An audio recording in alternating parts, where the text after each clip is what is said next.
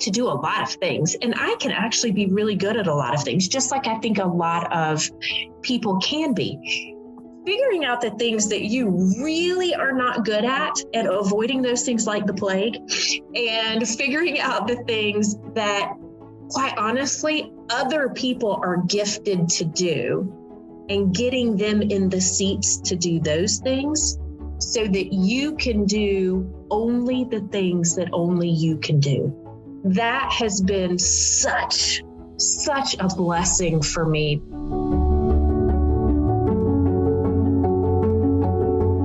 Welcome to Empowering Leadership, a podcast from Dorrier Underwood. Join us as we explore new perspectives on leadership and discover what it takes to be effective as a leader. Here's your host, Doug McVadon.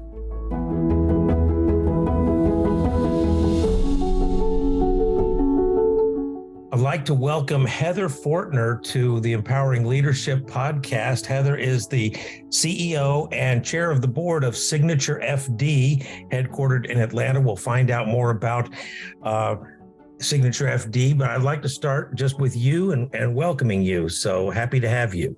Thank you, Doug. I appreciate it. Well, and our podcast is called Empowering Leadership for two reasons. One is that when you're part of an organization, you always hope that your leadership is empowering to you. But when you're in your seat as the CEO, and I know from being president of Dorrier Underwood, there's also an aspect of being empowered by your people. Mm-hmm. And that it's important to think about that, to what are you doing to empower your leaders. So why don't you just start by telling us a little bit about Signature FD, and then we'll go into your background of how you got there. Yeah, absolutely. So Signature FD, the FD stands for financial design.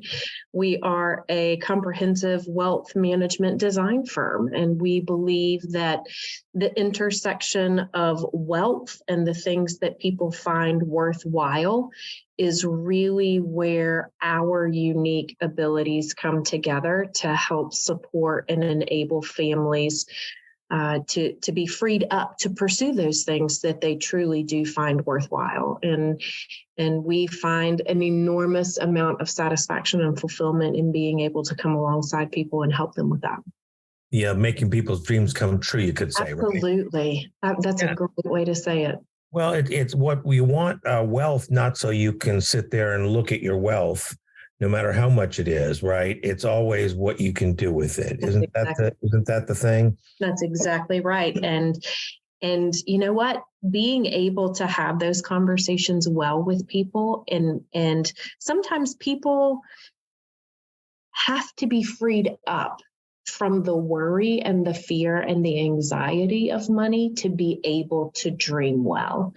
And so for us, applying our expertise in the area of finance and financial planning and investment management and estate planning and family planning, being able to bring and integrate all of those things together really does, ultimately, the goal is freeing people up, giving them confidence that they can let some of that fear and anxiety about money go so that they can pursue the things that they were made to do and want to do and want their families to be able to do.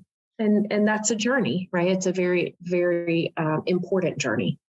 Well, it sure is. And, the whole idea of having to deal with your worry and anxiety and fear in order to, as you say, dream well, is really interesting to me, because it seems like you could just go after your dreams, but there's always some barrier. That's right. And mostly people put that in terms of money, don't they?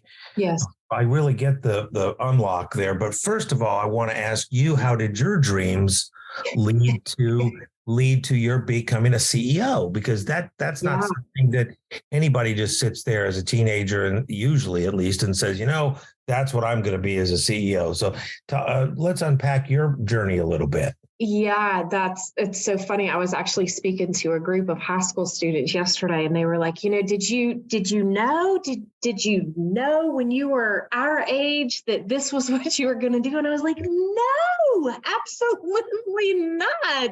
Like there are days that I still wake up and I'm like, how did I get here? This is crazy. But it's just been a journey of one, very intentional learning.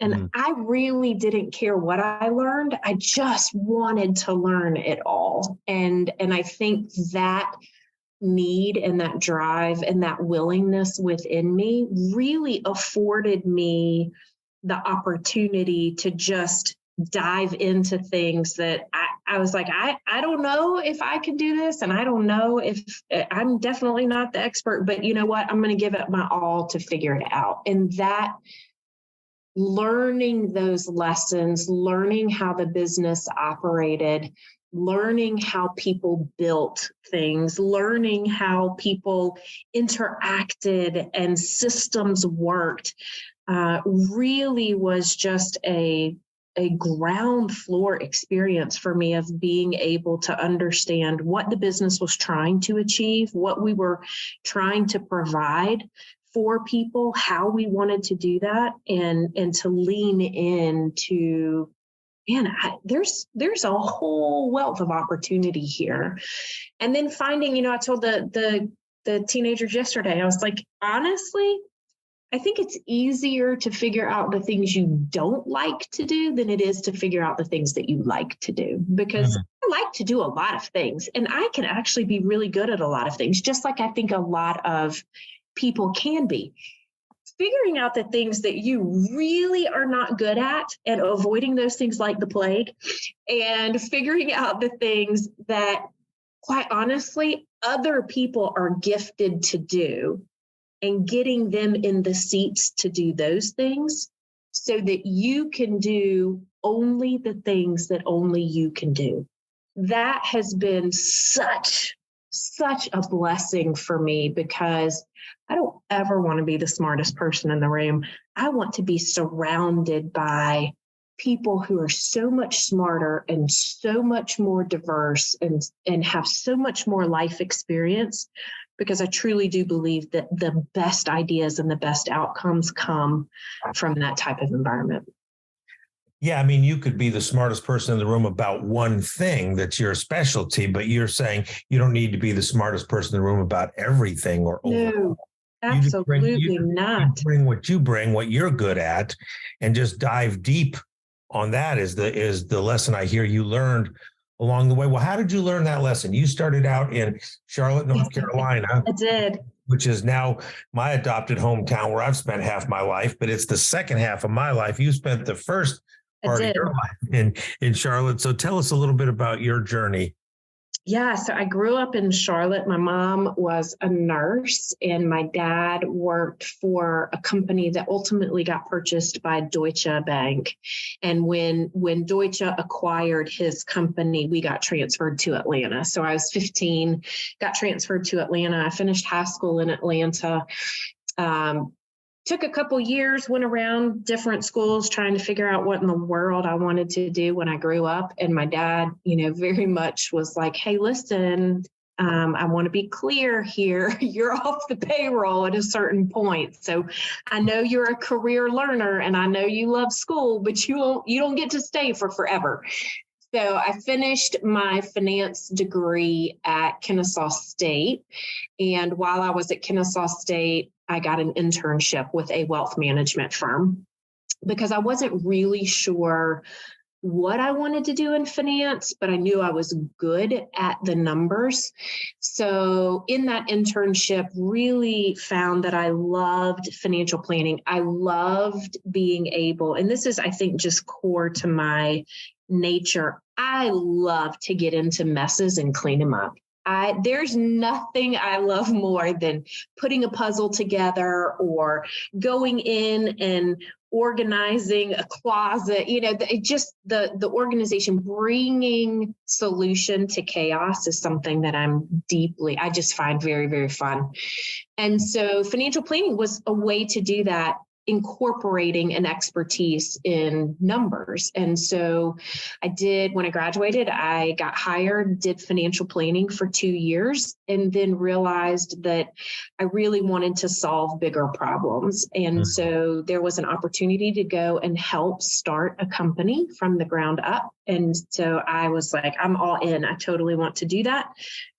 And that's really where I cut my teeth on technology and operational platforms and building businesses from the ground up.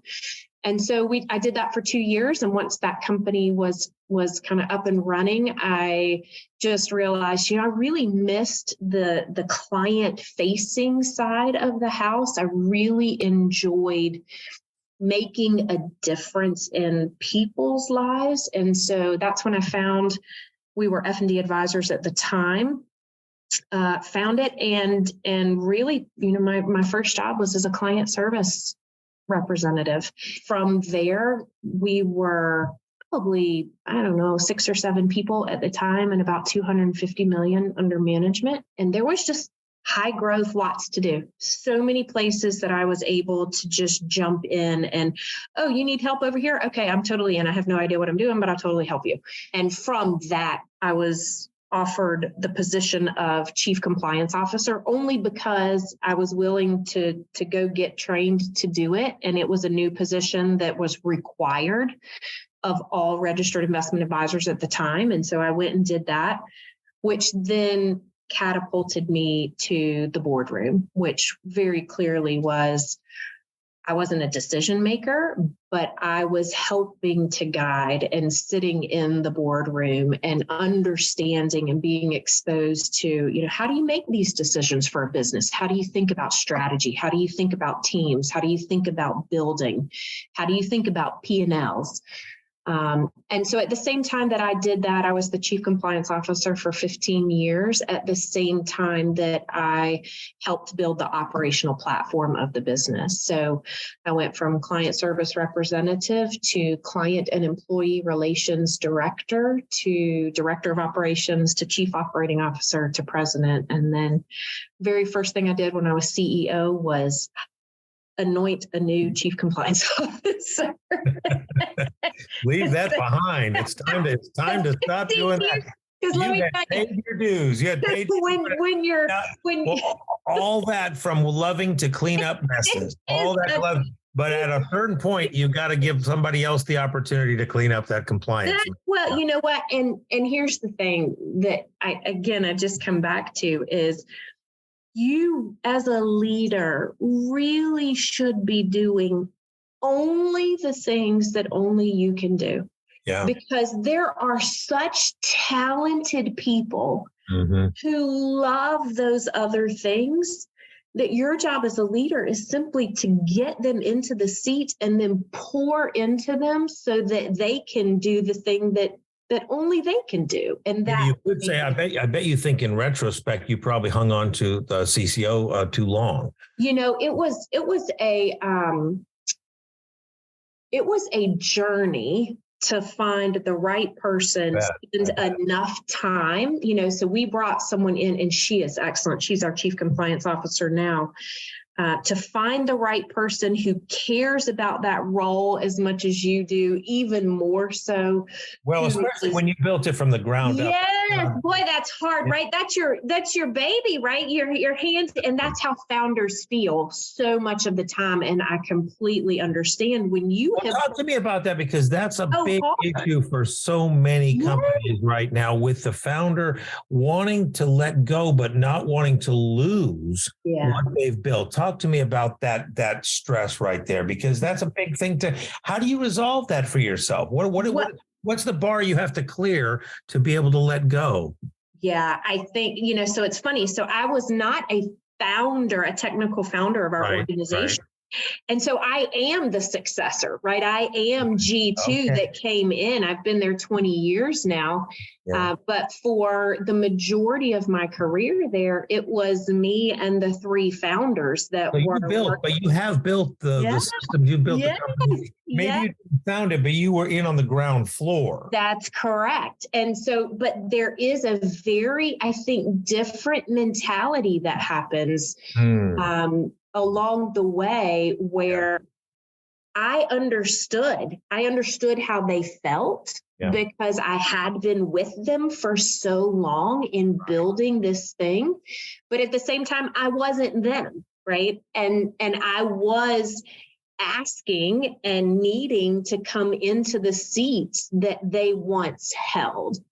And that is I think, so I have a graduate degree in professional counseling. And honestly, I believe that being able to navigate that succession and that transition, there is a certain amount of empathy and commitment and relationship building and, quite honestly, just conversation and hard communication that both sides have to be committed to in order for that to work. Yeah, like you have to follow through. You have to follow through. How would you say it this way, Heather, that there's a certain amount of emotional fortitude that you have to conduct those conversations? It requires an enormous level of emotional intelligence. Got it. And can you say a little bit without revealing anything, like give us enough of a story or an example of what that entails? Because I think a lot of people are dealing with this and would really, benefit from what you're saying about what you have to go through, like what you have to pay attention to, what you have to be willing to say sometimes, right? Yeah, I think there's a phrase that I like to use, which is just because it's true doesn't mean it's necessary. And if you are going to speak truth, you need to speak it in love, not hate. Got it. And so I think, honestly, I believe people have really great intentions. Everyone is skilled differently, especially in the art of communication. And so I firmly commit myself. Our partners, our founders committed themselves to me as a human and to our relationship, that we were willing to do the hard work, emotional work that was required to ensure that our transition and our partnership was successful. And I think, to me, that is almost as sacred as your marriage vows. When two people get married, they are saying, we're committed. We're committed to doing whatever it's going to take to make this work. And I actually see partnerships be a very similar. It takes a similar level of commitment because there is give and take, and there are emotions, and there are baggage, and there's different perspectives, but I think what has helped us be successful is that we have said, we're going to make this work, and we're all committed to doing whatever we need to do that. And so let's attack the issue and not the person. Let's create the space where we all feel safe to say the things that need to be said. We're going to rumble well, in the words of Brené Brown, but at the end of the day, we're going to walk out of here and we're going to be aligned, and we're going to lead together, and we're going to walk forward together. And that's a big commitment.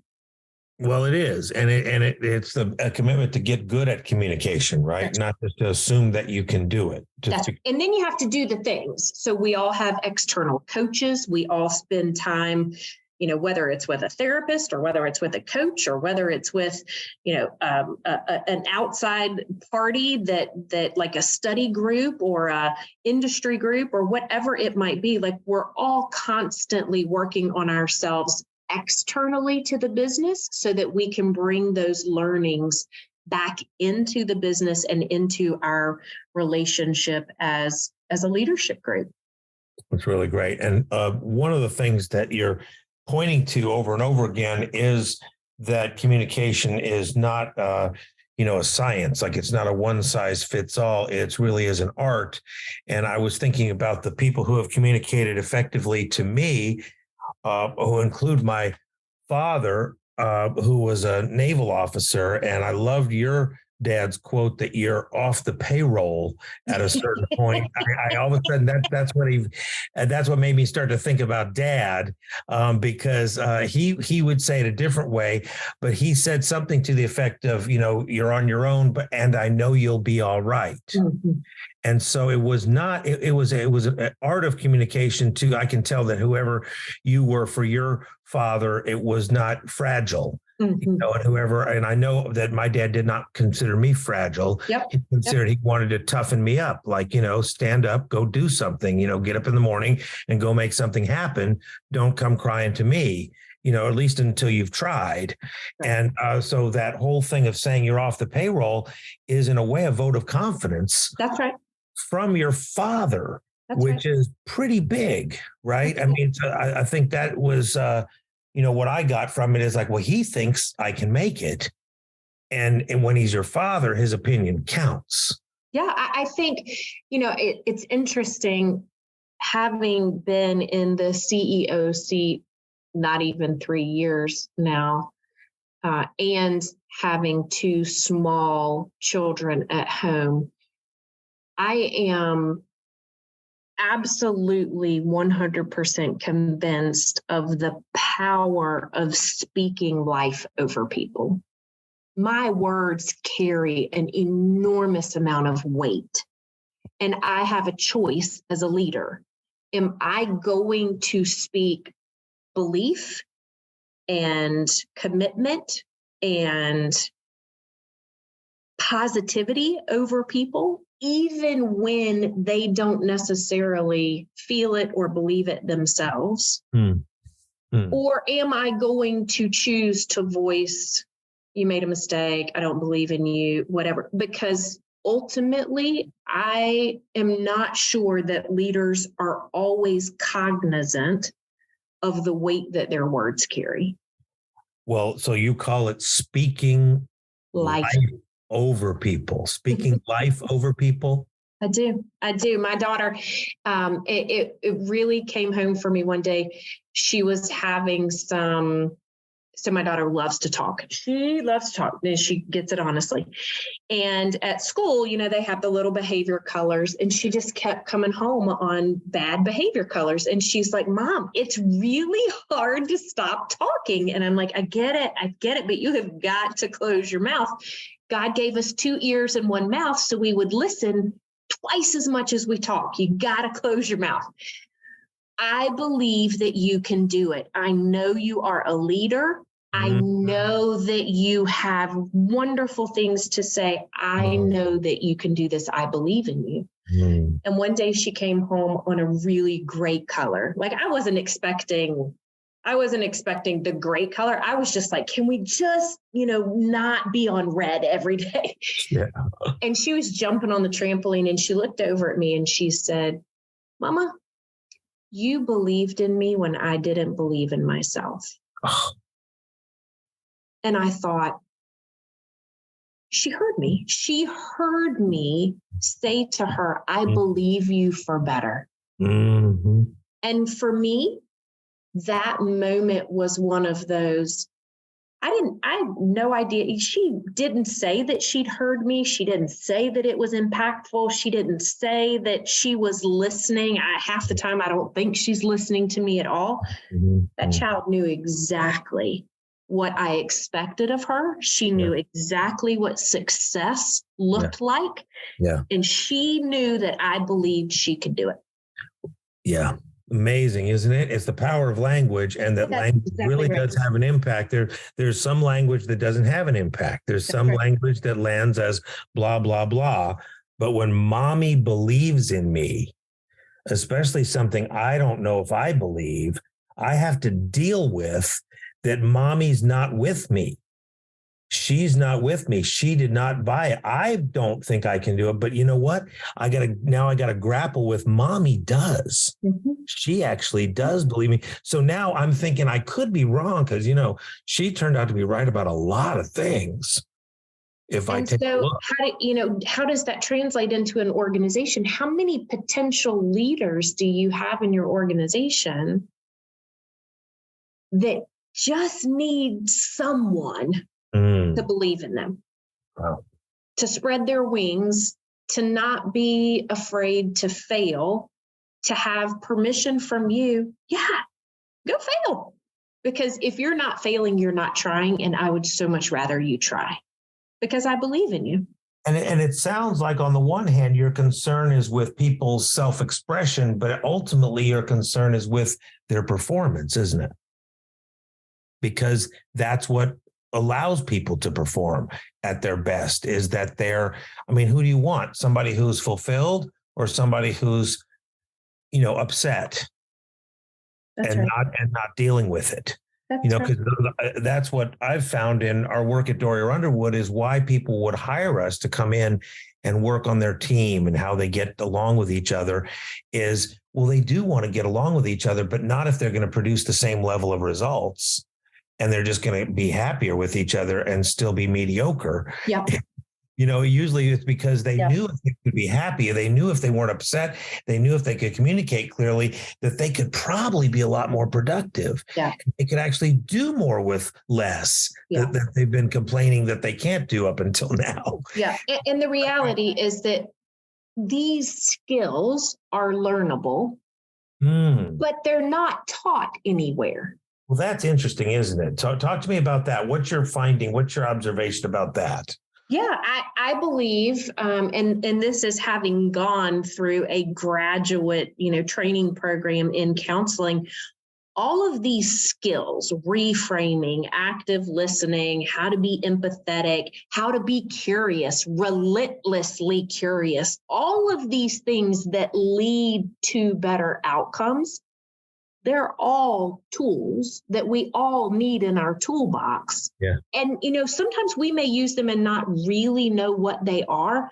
But when you know what the tool is and you know how it applies and you know how to use it, guess what? When you open your toolbox and somebody says, I need a hammer, you're not pulling out a wrench. You pull out a hammer because you know this situation needs a hammer. And I know what a hammer looks like and I know how to wield it wisely. Yeah. Communication skills are the exact same way. Do you know how to control your own breathing? Do you know how to de-escalate your own self? Do you know how to mediate and negotiate?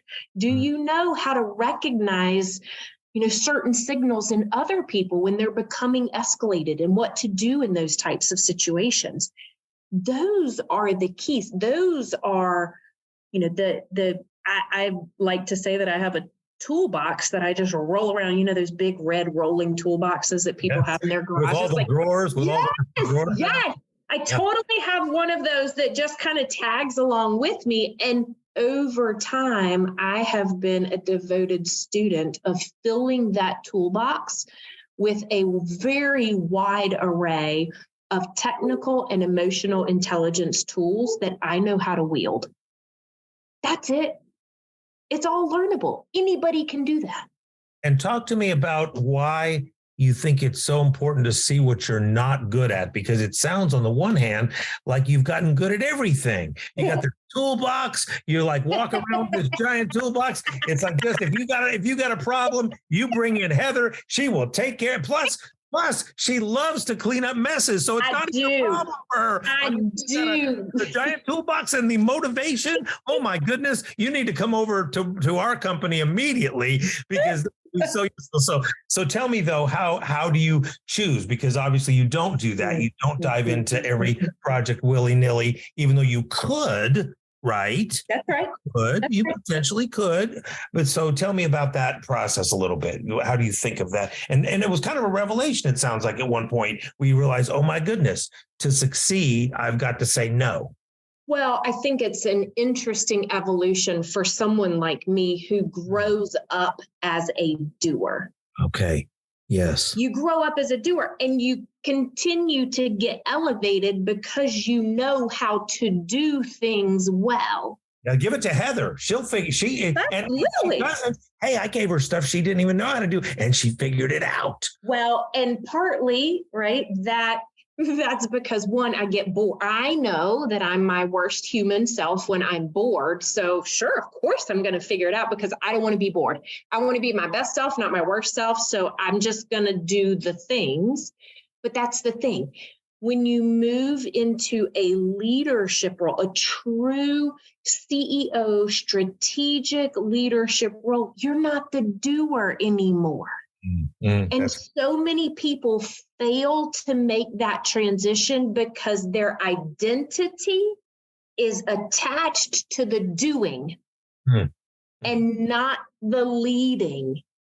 And so when I became president, I made a couple of very strategic calls to people that I admire tremendously. And I said, I have no idea what I'm doing here. How is this different? I've been a COO for a very long period of time. I am used to running. I am used to figuring out the problems. I am used to building. But now I need to lead. And someone else needs to do all of these things. What does that look like? And very simply, I really, visually in my mind, took off, unzipped the COO skin and hung it up in the closet and said, it's time to go get new clothes, Heather. It's time to go get, what does that look like? And so I gave myself permission and space to try on a whole lot of things. And let me tell you, Doug, people have expectations. It was fascinating when I became CEO. People expected me to drive a certain car. They expected me to wear certain clothes. They expected me to carry certain bags. They expected certain actions out of me. Wow. And I had to get real clear, real fast on what I expected. Yeah. What was success for me that was congruent and authentic to me? And could I discern the noise and everyone putting expectations on me from what I knew in my core was what I was supposed to do and be? And then I needed to take those things and I needed to create this new skin of, I'm not the doer anymore. Now I am judged on my success by how well I raise up another cohort of leaders in our organization. And let me tell you, that's a game shifter. Yeah, it sure is. And so that leads me to the place that you started, which is talking about the fundamental product you provide, which is dealing with anxiety and fear. And that's what I think that in a way I deal with as a management consultant. When we go into companies, it's really not that they don't know what to do, but they don't know how to have a picture of the future. Sure. Or design the future. So that whole idea that anxiety and fear prevents people from dreaming well really resonated with me. Because I can see that happens, almost on a daily basis. You have a limiting of your vision when you're responding to anxiety. That's not an expansive mood, right? That's a protective mood. So can you say just a few things about that? Yeah, it's so funny you bring that up. So I have a friend who is a fashion designer, and she has built a phenomenal organization nationwide. She is unbelievable. And we were chatting the other day and she was like, I got my 2023 vision board done. And I was like, what are you talking about? What are you talking about? And she's like, don't you do a vision board? And I was like, no, I don't do a vision board. Can you explain this to me? And she's like, yeah, every year I go in and I actually get a board and I get all the magazines and I pull out all the things that matter to me. And I dream. Don't you dream, Heather? And I thought, well, man, I am not sure that I am intentional about that like you are. And so it was so powerful to me. So we, as our little study group forum, actually had a session where we all sat down and we did our vision boards for the next year together. And it was very, very powerful. Yes. And so in my house, we had a, concrete bunker of a storage room. I mean, it's literally just, a bunch of storage. And I told my husband, I was like, will you help me make it a dream room? And so we did. We cleaned the whole thing out and we put carpet in and we made it artsy and we hung lights from the ceilings and we put a hammock swing in the middle. And it is meant to be, for me, it was a process of clearing space to dream, where it's just a concrete bunker with some lights hung in the ceiling.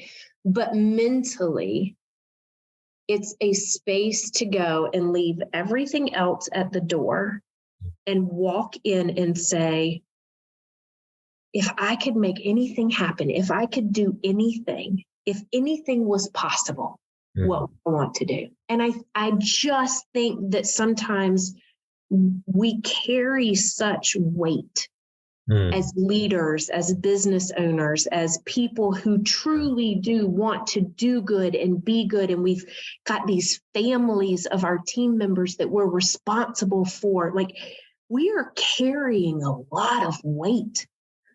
But when you sit and you sit under that weight and you don't allow yourselves to just take that off for a moment, are you actually thinking about what's best for them in the future? I don't know. And that was really where I had to challenge myself on, am I so worried about today that I'm not thinking about what's going to be best in the future? Because that is my job. Isn't that great? Well, Heather, it's been great having you and your vision. Doug, thank you. As a guest on the podcast, I really I'm left with what you said about speaking life over people and believing in people and bringing positivity regardless of what they're bringing. That's right. To be influential in the situation. So again, just thanks for the message. Yeah, absolutely, Doug. Thanks for having me. It's been a wonderful conversation. I've appreciated it.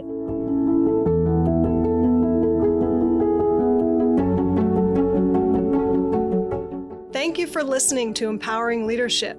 If you enjoyed this episode, take a moment to subscribe for free on your favorite podcast platform. Give us a rating and a review so that other leaders like yourself can find us. Sign up for Dorrier Underwood's email newsletter by visiting us at dorrierunderwood.com. That's it for now. Go forth and be amazing and take good care of your people. Empowering Leadership is produced by Dorrier Underwood and Andy Go of Gojo Studios.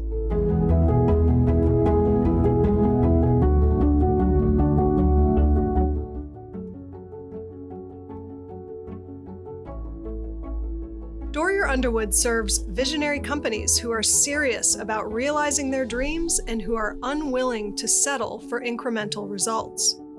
Our clients are looking for breakthrough results and a deeper sense of satisfaction and fulfillment.